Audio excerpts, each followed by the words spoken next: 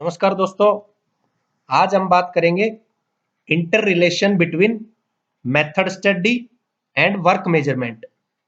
It means method study और work measurement के बीच में क्या इंटर रिलेशनशिप होती है जिससे हमारी जो प्रोडक्टिविटी है वो बढ़ती है।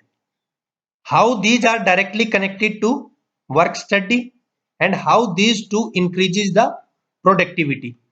All three things combines and improves the productivity। तो ये सब आपस में मिलके प्रोडक्टिविटी को किस तरह से इंक्रीज करते हैं। तो यहाँ मेनली क्या है, मेथड स्टडी और वर्क मेजरमेंट के बीच में डायरेक्ट क्या रिलेशन होती है, क्या इंटर रिलेशन है कि जिससे प्रोडक्टिविटी बढ़ेगी। सबसे पहले हम बात करते हैं कि वर्क स्टडी क्या है। वर्क स्टडी से मीनिंग है कि हम जो मैन्युफैक्चरिंग प्रोसीजर कर रहे हैं उसके लिए एक जो बेस्ट पॉसिबल हो सके वो हमें वर्क की स्टडी करनी है। एज द नेम इंडिकेट कि वर्क स्टडी मींस वर्क की स्टडी करेंगे तो एक बेस्ट प्रोसीजर जो है उसको हमें फाइंड करना है।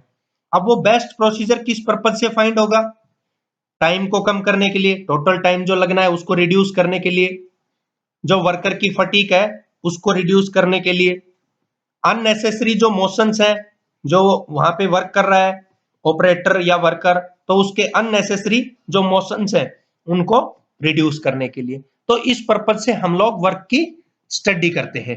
वर्क की स्टडी बहुत ही जरूरी है। दूसरा हमारे पास क्या है, मेथड स्टडी। मेथड स्टडी से मीनिंग क्या है, जो मेथड हम अप्लाई करेंगे, जो प्रोसेस हम अप्लाई करेंगे उस प्रोसेस की स्टडी करना। It means finding the best possible method, best possible process, जो वर्क हम कर रहे हैं उसके लिए बेस्ट पॉसिबल मेथड को फाइंड करना।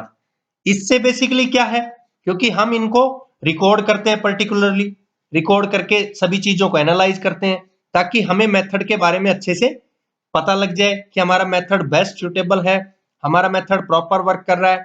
तो इसलिए मेथड की स्टडी बहुत ही जरूरी है।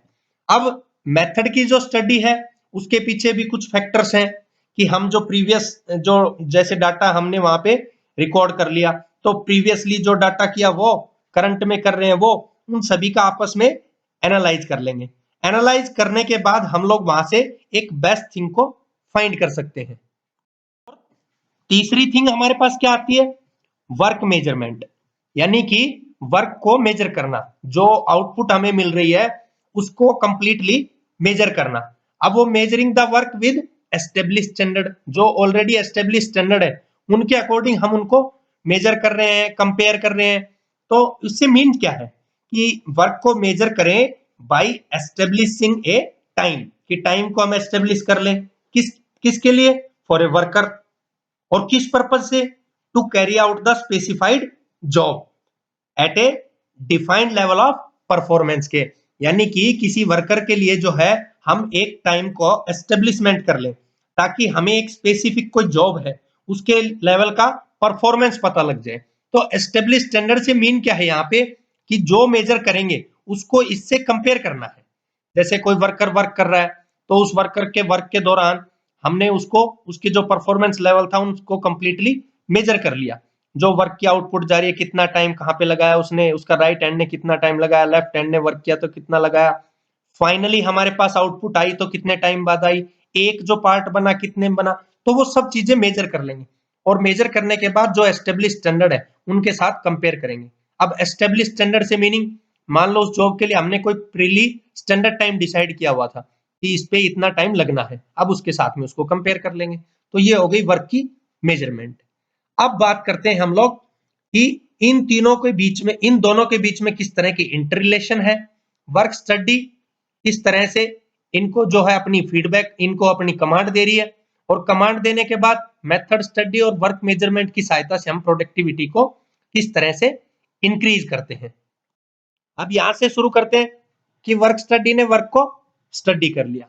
अब यहां पे आते हैं जो इंपॉर्टेंट पॉइंट हमारे पास, मेथड स्टडी क्या करेगा, जो टोटल कंटेंट्स है जॉब के उनको रिड्यूस कर देगा, जबकि वर्क मेजरमेंट क्या करेगा, ये इन्वेस्टिगेशन का काम करता है। ये जो इनइफेक्टिव कोई टाइम लगना है जॉब पे तो उसको रिड्यूस करेगा।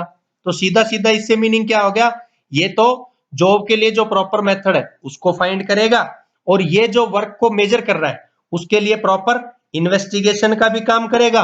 और वर्क को मेजरमेंट करने से हमें यह भी पता लग गया कि कहीं पे कोई इनइफेक्टिव टाइम लग रहा है, कोई टाइम जो है वो जानबूझ के खराब कर रहा है या गलती से खराब हो रहा है किसी रीजन से, तो उसको बेसिकली ये इन्वेस्टिगेट कर देगा और उसको रिड्यूस कर देगा। तो सीधा सीधा इनके बीच में रिलेशन हो गया।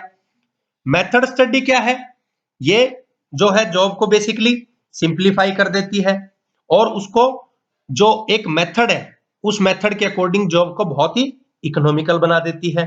इसलिए ये डायरेक्टली सीधा सीधा क्या है, क्लोजली रिलेटेड है वर्क मेजरमेंट के। क्योंकि ये क्या करेगी कि जो जॉब है, how long the job should take to carry out the, basically क्या है कि वहां पे जो जॉब है तो वो कितना टाइम अपना लगाएगी एक कंप्लीट वर्क को जो है पूरा करने में, एक जॉब को कंप्लीट होने में। तो इससे क्या होगा, जो वर्किंग है, जो ऑपरेशन की वर्किंग है वो एफिशिएंट रिजल्ट देगी। तो ये इसका बेनिफिट है। अब इनके अकॉर्डिंग हम लोग कंसिस्टेंटली चलेंगे, मेथड की भी स्टडी कर लेंगे, वर्क की भी स्टडी कर लेंगे और वर्क को मेजर भी कर लेंगे, तो डेफिनेटली हमारी जो प्रोडक्टिविटी क्या होगी, इंक्रीज होगी। तो इस तरह से ये इंटर रिलेशन होती है मेथड स्टडी के बीच में और वर्क मेजरमेंट के बीच में to improve the productivity. Thank you दोस्तों।